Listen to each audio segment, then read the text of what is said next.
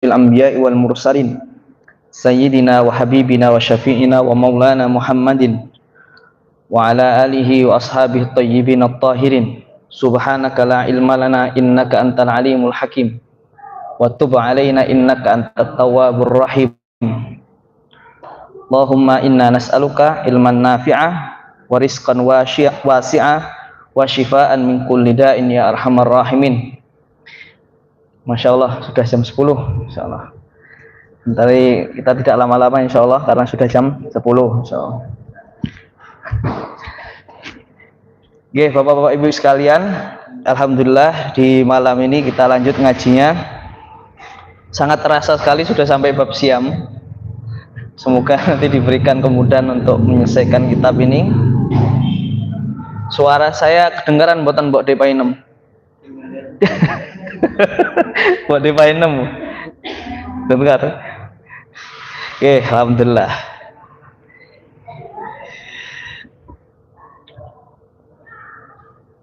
Baik, kita mulai pengajian kita dengan bacaan basmalah. Bismillahirrahmanirrahim. Qala al-musannifu hafizahullah, qala al-musannifu rahimahullahu taala, nafa'ana Allahu bihi wa bi ulumihi fid dharain amin. Kitabus Shiyam, bab tentang puasa. Wa syaraitu wujubis shiyam thalathatu asya'a. Syarat-syarat wajibnya puasa ada 3 perkara. Kita tahu bahwa puasa adalah salah satu rukun Islam yang mana kewajiban itu adalah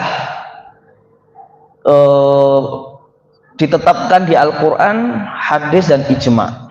Jadi wajibnya ini tanpa keraguan dan juga tanpa perdebatan.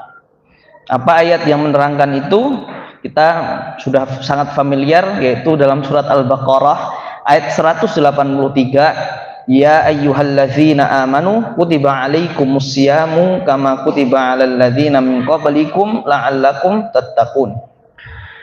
Wahai orang-orang yang beriman, kutiba itu secara bahasa ditulis, ditetapkan, diwajibkan atas kalian berpuasa seperti ditetapkan, diwajibkan atas orang-orang yang sebelum kalian agar kalian bertakwa. Itu secara umum, belum spesifik. Puasa apa, kapan, berapa. Nah, ini diterangkan lebih detail, yaitu di dalam surat Al-Baqarah ayat 185. Syahrul Ramadhan alladzi unzila fihi al-Qur'anu hudal linnasi wa bayyinatin minal huda wal furqan. Oh, yang diwajibkan hanya puasa Ramadan saja. Adapun puasa-puasa selain Ramadan itu adalah tatawwu' atau sunnah, seperti yang disampaikan oleh Kanjeng Nabi ketika ada badui tanya, akhbarani ma faradallahu alayya minas siyam. Wahai Kanjeng Nabi, kabari, beritahu kami apa yang Allah tetapkan bagi kami dari puasa. Faqala syahrul Ramadan, yaitu puasa Ramadan, illa an tatawwa'a syai'an, kecuali yang lain itu berarti apa? Sunnah. Apa 3 perkara tadi, Bapak-bapak, Ibu-ibu? Yang pertama al-islamu, yaitu Islam. Dia orang yang mu'allaf. Dia misal masuk Islam umur 50, berarti sekian puluh tahun dari dia pertama kali balik, itu tidak wajib puasanya. Ini mau kabur nggak ini? Nggak wajib. Jadi kalau dia puasa mulai dari umur 50, berarti dia tidak wajib mengqadha. Tidak wajib apa? Mengqadha. Selanjutnya al-bulugh, yaitu apa? Balik. Nah, tanda balik untuk wanita adalah dimulai dari pertama kali haid, berarti dia tandanya sudah balik. Atau untuk laki-laki ditandai dengan pertama kali mimpi basah. Nah, kemudian ya secara umum mungkin umur 15 tahun lah itu sudah masuk balik. Selanjutnya al-aqlu, yaitu berakal, wal qudratu ala shaumi, dan punya kemampuan untuk puasa. Ini disampaikan oleh Kanjeng Nabi dari sahabat Ali radhiyallahu anhu bahwa beliau itu pernah bersabda, "Rufi al-qalamu an thalathin." Diangkat pena itu dari 3 perkara. Artinya tidak dianggap dosa. Pertama, anin naimi hatta yastaiqid. Orang-orang yang tidur sampai dia bangun. Wa anis sabi hatta yahtalim, bayi sampai dia itu balik. Wa anil majnuni hatta yaqil, orang gila sampai dia sadar berakal kembali. Ini yang menjadi dalil bahwa akal itu syarat wajib. Jadi orang gila, dan walaupun gilanya itu cuma sebentar atau kumat-kumatan, tidak wajib puasa. Kemudian dalil atas kemampuan dalam puasa itu disebutkan dalam surat Al-Baqarah ayat 184, wa 'alal ladzina yutiqunahu fidyatun ta'amu miskin. Nah, di sini Ibnu Abbas kemudian menjelaskan laisat bimansukh. Ayat ini tidak dimansuh. Artinya apa? Dijelaskan bahwa syekhul kabir, orang-orang tua, mbah-mbah atau ibu tua, atau maksudnya mbah-mbah juga, la yastati'ani an yasuma, ketika nggak bisa berpuasa, maka mereka menggantinya dengan memberikan makan setiap hari untuk orang miskin. Secara umum insya Allah sudah diketahui dengan baik, tapi kita membahas dari awal supaya penjelasannya lebih detail. Kemudian selanjutnya, wa faraidus shaumi arba'atu asya. Rukun-rukun puasa itu ada 4. Yang pertama an-niyatu, yang pertama niat. Nah, ini niat ini perlu dijelaskan lebih spesifik. Niat itu apa? Yang pertama tabyid. Tabyid itu niat itu nggak boleh apa? Sebelum subuh, atau niatnya setelah subuh nggak boleh. Jadi niat itu harus dimalamkan. Maksudnya apa? Niatnya dari malam hari. Maka di beberapa masjid itu kalau Ramadan niatnya apa? Bareng-bareng ba'da tarawih itu bagus tuh, biar nggak lupa. Yang kedua ta'yin. Ta'yin itu apa? Dijelaskan spesifiknya. Oh, ini puasa apa nih? Oh, Ramadan, fardu. Jadi menjelaskan secara spesifik. Kalau sudah istilah yang kita sering dengar, nawaitu shauma ghadin an ada'i fardhi sahri Ramadan hadhihi sanati lillahi ta'ala. Nah, itulah udah paket itu langsung. Pertama, setiap malam dibaca. Kedua, dispesifikan puasa apa. Ketiga, tikror setiap hari, nggak cukup cuma sekali, habis itu besok nggak niat, setiap malam niat, dan niatnya di malam hari, dan dispesifikan. Boleh pakai bahasa Indonesia, nggak perlu, boleh diucapkan, tapi tempatnya niat di hati. Tapi kalau untuk lebih meyakinkan, boleh sambil diucapkan. Nah, itu kadang nggak ngeh gitu, wah saya udah niatnya kapan? Awal Ramadan. Enggak, kalau Ramadan setiap hari. Itulah bedanya dengan puasa sunnah. Puasa sunnah nggak perlu malam hari. Kanjeng Nabi pernah pagi-pagi tanya sama Ibunda Aisyah, ada makanan nggak? Sarapan nggak? Nggak ada. Ya udah saya puasa. Gitu. Kalau bapak-bapak tanya, ono sarapan orang ono, set orang masak esok-esok. Ini Kanjeng Nabi slow banget, relax banget. Tanya pagi-pagi, ada sarapan enggak? Istriku, enggak ada. Oh ya udah puasa. Nah, syaratnya belum makan. Kalau habis subuh langsung bayangi kerupuk nggih mboten kanggo. Maksudnya dari subuh sampai takok sarapan itu nggih dereng makan gitu. Kalau sudah makan berarti enggak dianggap. Itu nggih niat dalam puasa. Yang kedua, alimsaku anil akli wasyurbi, menahan diri dari makan dan minum, atau yang semakna atau mendekati ini. Nah, ini nanti yang kita bahas di file yang kita sudah kirimkan. Nanti setelah spesifik coba kita baca. Yang ketiga, wal jima. Nanti juga dispesifikan ini. Jima itu ya gampangnya hubungan sama istri. Nah, definisi jima itu yang gimana, yang membatalkan, nanti dijelaskan. Dalilnya yang niat tadi apa? Dalilnya yang niat tadi, Kanjeng Nabi pernah bersabda, "Malam yubayyitis siyama qoblal fajri fala siyama lahu." Barang siapa yang tidak memalamkan, maksudnya tidak niat puasa di malam hari, yaitu sebelum fajar, maka tidak dianggap puasanya. Habis azan baru niat puasa, nggak dianggap puasanya. Berarti gimana? Ya qadha. Jadi kalau niat sebelum fajar maksimal, syukur-syukur sebelum tidur dan niat puasa. Adapun yang jima tadi, yang berhubungan suami istri tadi, itu dijelaskan dalam surat Al-Baqarah, wa kulu washrabu hatta yatabayyana lakumul khaytul abyadu minal khaydi minal fajr thumma atimmus siyama ilal lail wa la tubashiruhunna wa antum aakifuna fil masajid. Secara redaksi memang di sini disebutkan jangan Anda mendekati atau memulai dalam hubungan suami istri itu dan ketika Anda di masjid. Maksudnya apa? Hal-hal yang kemudian menimbulkan syahwat, kemudian melakukan hal-hal yang dilarang, itu sebaiknya dihindari ketika puasa.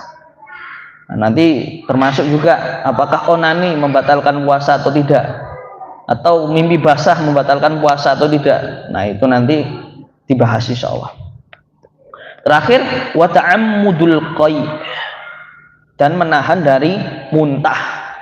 Muntah secara letterer mengeluarkan sesuatu dari mulut. Ini diriwayatkan dari Abu Hurairah bahwa Nabi SAW bersabda, "Man dzara'ahul qai'u wa fi riwayati wa huwa sha'imun falaisa 'alaihi qadha'un wa man istaqa'a 'amdan falyaqdi." Barang siapa yang muntah tak sengaja, dan dalam riwayat yang lain itu pada posisi puasa, maka dia tidak perlu mengqadha. Artinya puasanya masih lanjut, sah. Tapi kalau dia itu memiliki andil sengaja memuntahkan diri gitu, nyium parfum yang nggak enak baunya, muntah, atau memasukkan jarinya sampai kerongkongan sampai muntah, atau dibatuk-batuin biar muntah, nah itu kalau sengaja konteksnya maka dia tak sah puasanya dan wajib mengganti. Baik, sebelum saya masuk ke teks yang saya kirimkan, saya mau baca teks dari kitab Matan Abi Suja. Nanti kita coba bahas dari pendalamannya ya, terutama sisi-sisi pembatal puasa yang kontemporer dari referensi yang lainnya. Baik, saya baca dulu teksnya dari dari kitab ini. Walladzi yuftiru bihi shaimu 'asyratu asya. Pembatal puasa itu ada 10. Ma wasala amdan ilal jawfi awir ra'si wal huqnatu fi ahadis sabilaini wal qai'u amdan wal wat'u amdan fil farji wal inzalu an mubasyaratin wal haidhu wan nifasu wal jununu war riddatu. Coba pun paham mboten? Paham nggih pun? Paham dereng niku. Baik, coba Mas Reza tolong dibaca itu. Atau boleh Mas Zaki, boleh. Yang kedua ya, yang kedua. Itu halaman 12. Coba. Itu dari kitab Fikih Syafi'i juga namanya Al-Yaqut Nafis. Kita coba tambahin beberapa referensi. Saya nyimpan beberapa referensi ini lebih dari 30 buku Bu, tentang puasa aja. Dari yang membahas kontemporer sampai yang kayaknya nggak ada deh orang kayak gitu. Kadang ulama tuh saking memikirkan tuh ada perkara-perkara yang saya kadang mikir masa sih ada orang kayak gitu. Tapi nanti coba kita bahas insyaallah.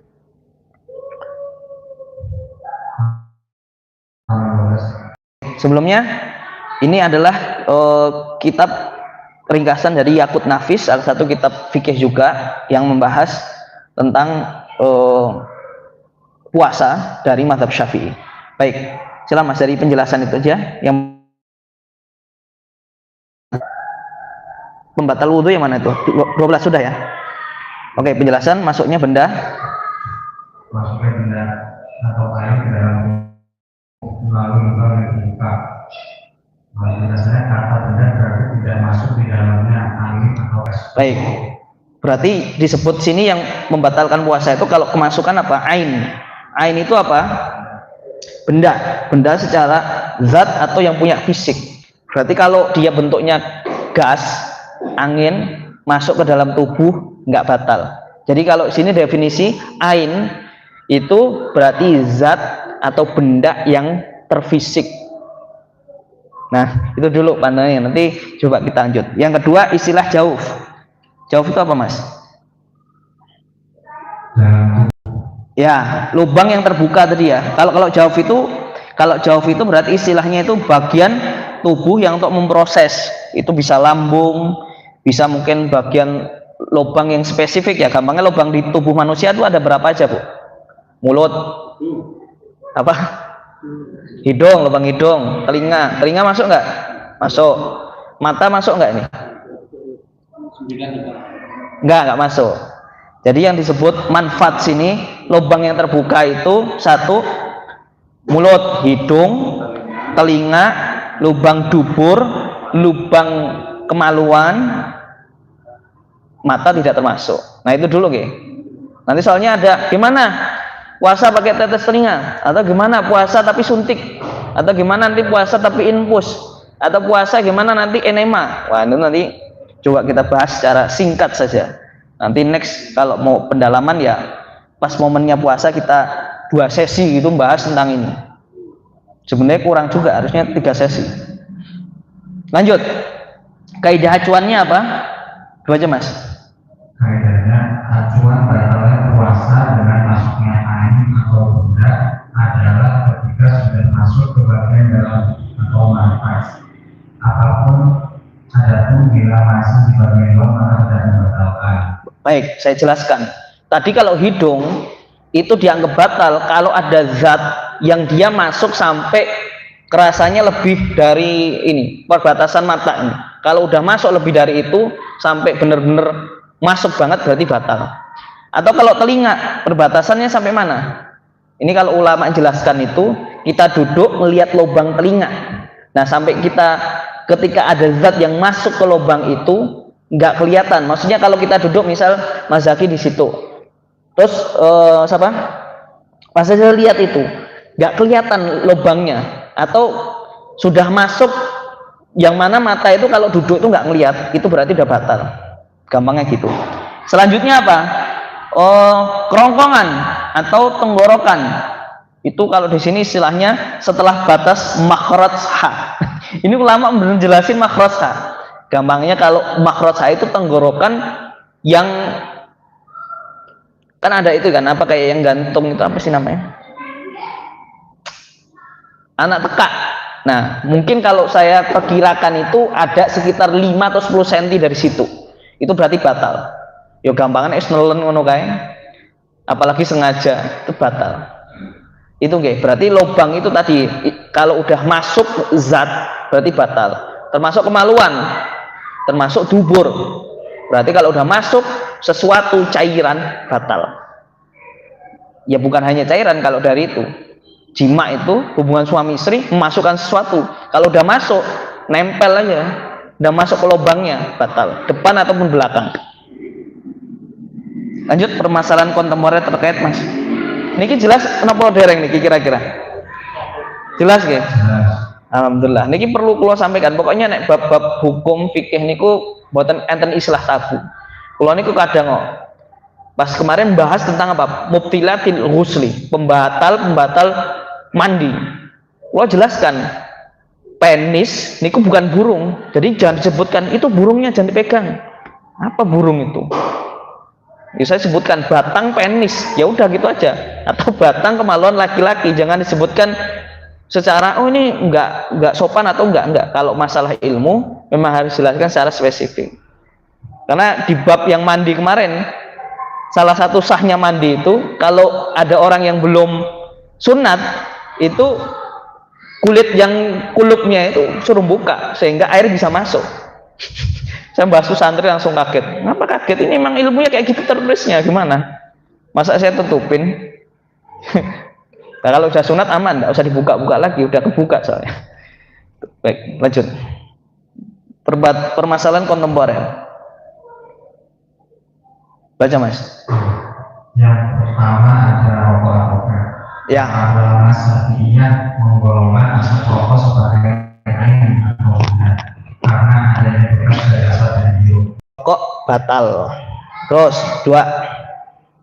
Walaupun sulit untuk dilihat secara langsung, namun bekas dari asap tersebut akan terlihat pada pipa atau air yang digunakan untuk menghisap rokok atau botol. Ya, perokok pasif. Perokok pasif atau orang yang menghirup asap rokok dari orang lain tidak batal puasanya.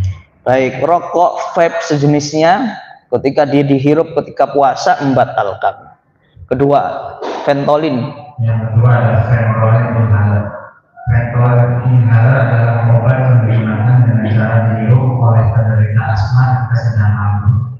Para ulama Syafi'iyah mengatakan bahwa saat seseorang minum Ventolin, di sana ada uap cair yang masuk ke dalam mulut seseorang, sehingga termasuk air atau benda yang membatalkan puasa. Jangan pernah tahu Ventolin kayak apa? Kayak spray kecil ini Bu, kecil banget, itu paling 10 cm, terus dicemprot itu. Kalau orang punya asma ya, bukan asma anak saya nanti. Asma itu dia menyemprotkan cairan yang masuk ke kerongkongannya, maka itu membatalkan. Terus setelahnya swab nasofaring. Berikutnya ada swab nasofaring. Swab nasofaring adalah pengambilan spesimen dari mukosa saluran nafas bagian belakang hidung dan tenggorokan. Berarti kasusnya kayak kemarin ya, kayak pas swab test ya, yang pas corona masukkan spesimen, masukkan ke rongga hidung, itu ternyata menurut pendapat di sini membatalkan puasa karena dia sampai melewati apa, rongga hidung yang diperbolehkan. Jadi kalau benda atau yang ain yang disebut tadi lewat dari batas yang standarnya mata, berarti lebih dari mata itu berarti batal, membatalkan puasa. Kemudian selanjutnya Supositoria adalah obat berbentuk kapsul sebagai peluru yang dimasukkan bukan sebagai seperti peluru yang dimasukkan di dalam anus atau vagina. Ya ini saya belum tahu ya, tapi di sini sebutkan pokoknya obat yang dimasukkan ke dalam anus atau vagina. Ini juga termasuk yang membatalkan puasa. Ada itu pengobatan tuh memang memasukkan cairan dari anus Bu. Jadi kayak ada alatnya, dimasukkan kayak cairan, nanti cairannya keluar lagi untuk membersihkan bagian-bagian tertentu. Nah itu kalau dilakukan pada saat puasa membatalkan puasa. Ini kalau orang nggak tahu ya pokoknya memasukkan cairan, dan itu ada pengobatan seperti itu, masukkan barang ke dalam anus ataupun vagina. Jadi kasusnya juga masang KB itu kemana ya? Masang KB itu kan ada KBIUD itu kan masukkan juga oleh vagina itu. Barangkali itu salah satu juga yang membatalkan puasa. Jadi kalau mau masang-masang kayak gitu jangan pas puasa. Baik, lanjut. Berikutnya ada enema. Nah ini yang saya sebutkan tadi, enema. Yuk. Enema adalah prosedur pemasukan cairan di dalam kolon melalui anus. Mas Reza, itu memang mic-nya yang pelan apa suaramu yang pelan? Tes. Habis ini kita makan. Yang keras. Enema adalah prosedur pemasukan cairan ke dalam kolon melalui anus untuk tujuan medis tertentu, seperti melancarkan buang air besar. Lanjut, enema. Enema membatalkan puasa karena tergolong air yang masuk melalui anus yang merupakan rongga terbuka. Ya, yang saya tuliskan tadi jelas insya Allah. Terus berikutnya ada tetes telinga. Pendapat yang utama tetes telinga membatalkan puasa karena tetesan obat masuk ke bagian dalam telinga melalui al-nafas. Oke. Saya jelaskan tadi, kalau pendapat muktamad itu berarti pendapat resmi. Sederhananya kayak gitu. Jadi pendapat resmi dari mazhab Syafi'i, kalau pas puasa masukkan cairan tetes kuping itu membatalkan puasa. Tadi saya sampaikan juga, maksudnya lubang yang masih diperbolehkan, misal ada cairan yang diperbolehkan masuk itu ya dalam pandangan manusia aja. Misal kalau saya duduk di samping orang, saya masih lihat ada cairan yang ada di situ, nggak batal. Tapi kalau saya sudah sampai nggak ngelihat cairan yang masuk, artinya sudah dalam batas mata yang wajar bisa ngelihat ke lubang telinga, berarti batal. Lanjut. Kalau kita kaitkan kembali, Kira-kira gimana itu kalau itu? Kalau dalam istilah sini ya berarti membatalkan karena masuk kan. Tapi ini baca dulu setelahnya. Sebagai ulama Syafi'iyah tidak menghubunginya sebagai pembatal puasa karena telinga bukan al-mahfaz al-mahfuz. Ya, berarti di sini ada sebagian ulama Syafi'iyah yang anggap enggak, itu lubang telinga enggak termasuk kayak lubang hidung. Kenapa? Karena lubang telinga kan enggak secara langsung masuk ke lambung ya. Kalau orang masukin cairan ke hidung kan pasti ada potensi bisa masuk ke lambung ya. Nah ini untuk lebih hati-hatinya mending nggak usah. Tapi kalau naudzubillah ternyata kecelakaan, maksudnya kecelakaan dalam arti oh ya tiba-tiba kemasukan air ya semoga kita ambil pendapat yang ringan aja, enggak apa-apa karena ini tidak termasuk apa lubang yang dimaksud gitu. Jelas nggak kira-kira? Oke, lanjut. Berikutnya ada tetes mata. Tetes mata tidak membatalkan puasa meskipun ada yang merasa di tenggorokan. Hal ini karena mata tidak termasuk al-manfaat al-mahfuz dalam pendapat yang rajih. Ya, ini yang kita sampaikan tadi, mata nggak termasuk walaupun dia ada potensi kerasa di rongga hidung, tenggorokan karena setelah menteteskan sesuatu ke mata. Tapi dalam pendapat ulama fikih ini tidak termasuk lubang yang kemudian potensi kalau ada cairan masuk bisa membatalkan. Jadi aman. Berikutnya ada suntikan atau infus.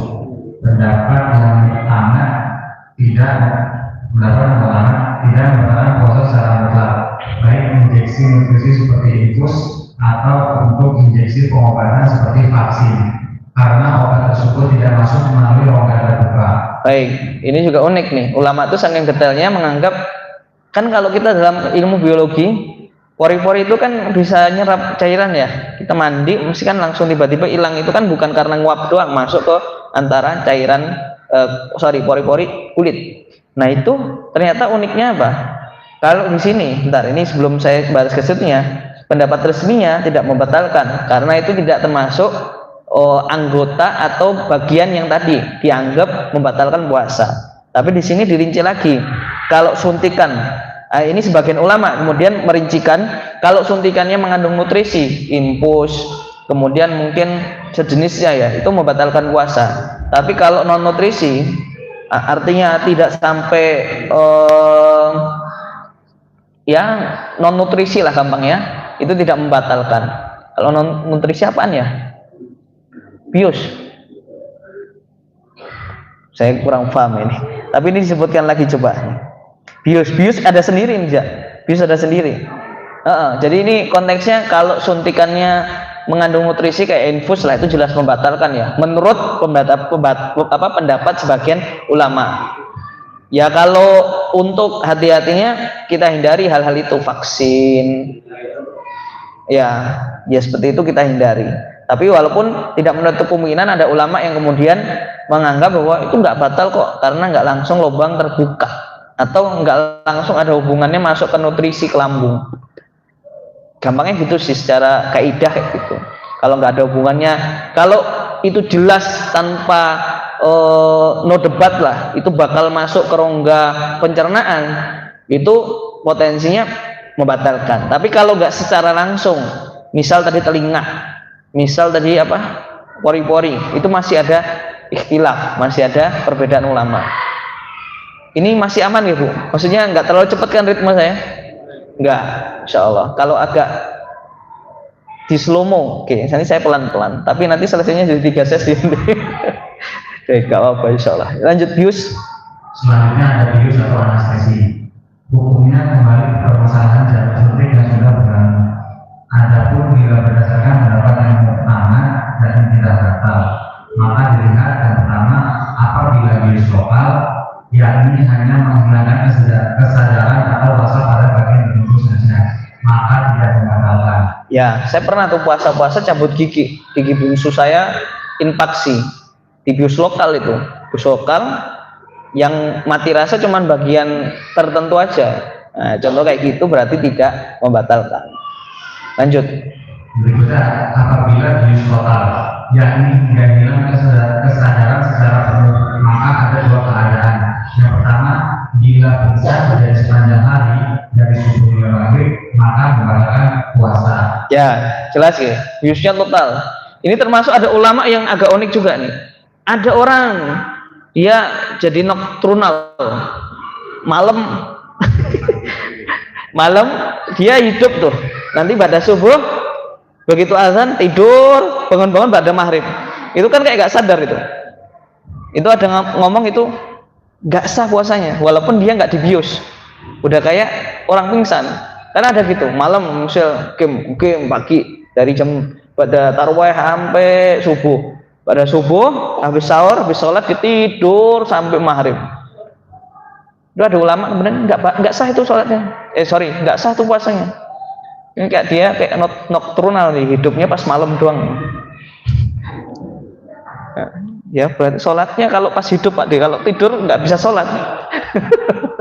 Ya, dia masih dikasih nyawa berarti mengkodok. Tapi kalau dia nyawanya diambil ya sudah, gimana disolatkan. Jelas sebutan ini. Jelas. Lanjut. Yang kedua, bila hanya sebentar saja tidak sampai 1 hari maka tidak membatalkan puasa. Ya, total 1 jam doang. Intinya masih ada hidup di hari itu. Kalau seharian dia nggak ada porsi untuk hidup, walaupun sejenak, sudah berarti dia dianggap apa? Tidak puasa. Ini bius melalui hidung. Bius melalui hidung dengan semacam gas atau inhalasi, maka benar yang pertama, apabila hanya sekedar tahu sebagaimana tip inhaler, maka tidak dimakan. Yang kedua, apabila berupa gas yang mengandung cairan, maka ini membatalkan puasa. Ini saya kurang paham ya. Ini mungkin yang di bidang kesehatan, perawat, dokter lebih paham. Intinya kalau dia cuman sekedar gas, bau, berarti nggak batal. Tapi kalau dia berupa cairan, dia batal. Saya nggak tahu bentuknya kayak mana, belum pernah kebayang. Lanjut, memakai pasta gigi. Memakai pasta gigi tidak membatalkan puasa selama tidak ada zat yang masuk bersama air liur dan terasa di tenggorokan. Ya, namun hendaknya menghindari hal ini selama puasa sebagaimana bentuk kehati-hatian. Ya, termasuk yang dimakruhkan ketika puasa itu apa? Mengunyah sampai ya hal-hal yang kemudian punya potensi masuk ain tadi, zat yang sampai ke batas-batas tadi. Kalau tenggorokan tadi kan kata ulama, oh batasnya yang batal itu kalau melewati makhraj ha. Nah, makhraj ha itu ya kemarin pelajaran tahsin kan udah diajarin makhraj ha itu. Ya gampangnya dari anak tekak sekitar 5-10 cm itu kalau dia ada potensi air masuk situ semendik ya dia batal. Tapi kalau enggak ya insya Allah enggak batal. Baik, ini tadi adalah yang masalah kontemporer dan pembatal-pembatal wudhu yang lainnya. Ini coba kita bahas secara ringkas. Yang pertama, muntah dengan sengaja ya. Muntah dengan sengaja itu konteksnya tadi, masukkan jari ke mulut, mencium bau-bau menyengat, dan dia itu direncanakan muntah-muntah, itu maka ketika dia muntah, batal puasa. Tapi kalau nggak sengaja, misal perjalanan, berpergian, oleng, muntah, masuk angin, dia nggak batal. Kemudian yang selanjutnya yang membatalkan tadi apa? Jima. Jima itu apa? Bisa?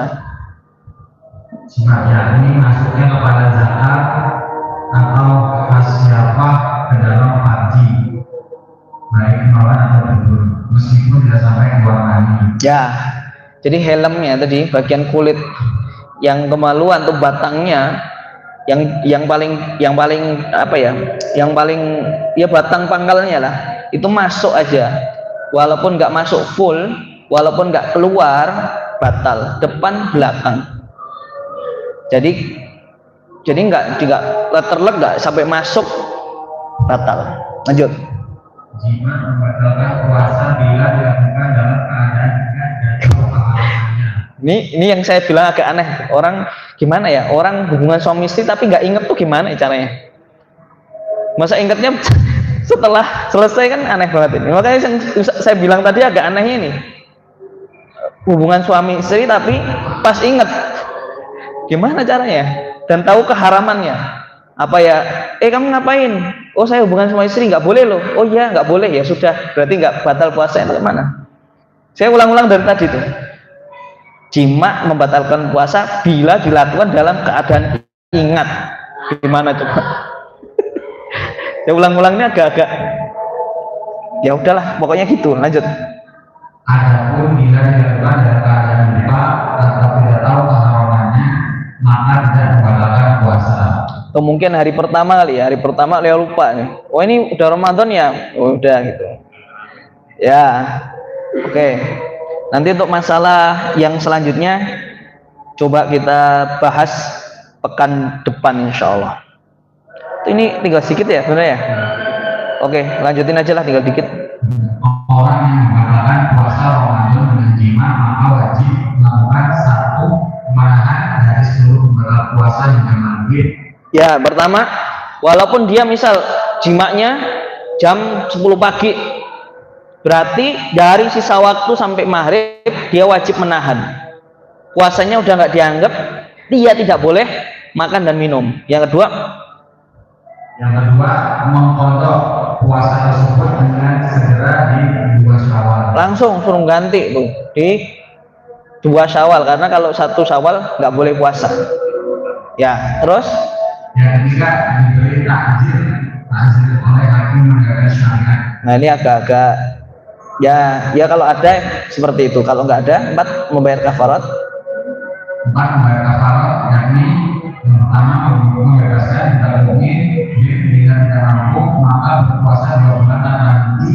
C, bila tidak mampu maka memberi makan 60 orang miskin, masing-masing 1 untuk beras. Ini ada cerita menarik tuh. Dulu ada sahabat itu kemudian laporan sama Rasulullah, ya Rasulullah, saya khilaf, saya hubungan suami istri ketika Ramadan, gimana ini, apa yang saya lakukan? Ya udah, kamu bebaskan 1 budak yang mukmin. Beliau ngomong lagi, ya Rasulullah, saya ini orang miskin, nggak mungkin membebaskan budak. Terus katanya lagi apa? Ya udah, kamu puasa 2 bulan tanpa henti. Ya Rasulullah, saya itu baru aja pekan pertama udah bocor, masa suruh 2 bulan? Nggak mungkin ya Rasulullah. Terakhir, ya udah kamu berikan makan 60 orang miskin, masing-masing 1 mud beras. Ya Rasulullah, saya kan orang miskin, nggak mungkin untuk ngasih makan. Ya udah kamu ngasih makan untuk keluargamu, itu dianggap kafarat. Lucu juga sahabat ini. Iya, paham nggak maksud cerita saya Pak Kumar? Orang sahabat itu unik ini. Jadi akhirnya apa? Dia membayar kafarat dengan memberikan makan kepada keluarganya selama setara 60 orang. Gimana kalau terjadi berkali-kali pas Ramadan? Ya itu tadi, berarti sekali aja kafaratnya, enggak dikali. Oh 2 kali pas Ramadan, berarti 60 kali 2, enggak. Atau jadi 4 bulan. Waduh, enggak kayak gitu. Jadi cukup sekali aja itu. Baik. Ini tadi yang disebut udurnya apa? Orang yang baru masuk Islam, mungkin belum tahu hukumnya, atau yang orang pedalaman nggak ada ulama, itu dikasih udur ketika dia apa? Pas Ramadan hubungan suami istri. Kalau enggak ya berarti tidak masuk apa dalam hal ini. Baik. Apakah kafaratnya untuk selain puasa Ramadan juga? Maka di sini disebutin yang wajib kafarat itu pas puasa Ramadan atau puasa nazar atau puasa qadha. Maka puasa sunnah, yang puasa sunnah coba dibaca dulu tuh Mas Reza, nomor 1. Puasanya adalah puasa Ramadan. Halaman selanjutnya. Halaman 19.